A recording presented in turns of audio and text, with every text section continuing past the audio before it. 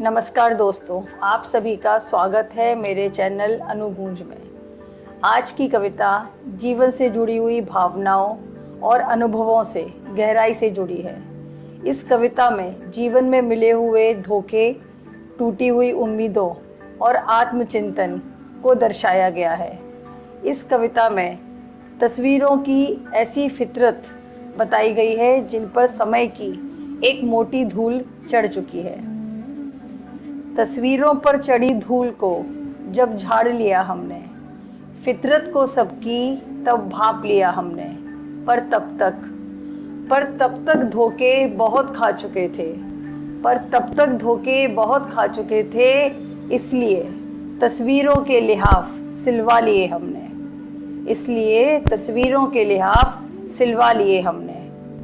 पर तभी आंधी तेज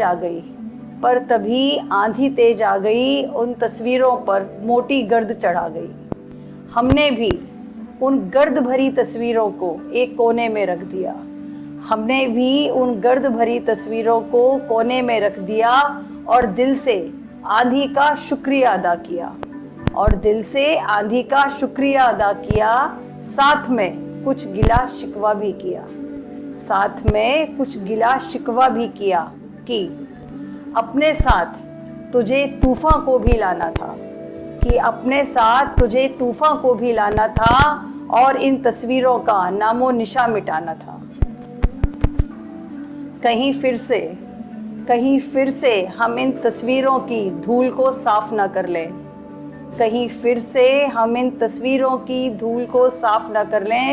दिए हुए जख्मों को याद न कर लें। बड़ी मुश्किल से किनारा तलाशा था हमने, कहीं फिर से खुद को भंवर में खड़ा ना कर लें। यही सोचकर हमने खुद से एक वादा लिया कि अब इन जख्मों को नासूर न बनने देंगे, इन तस्वीरों में अब रूह को पनाह ना देंगे। जीवन के रण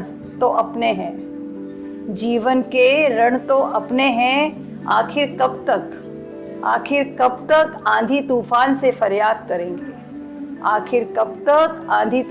फरियाद करेंगे। एक बार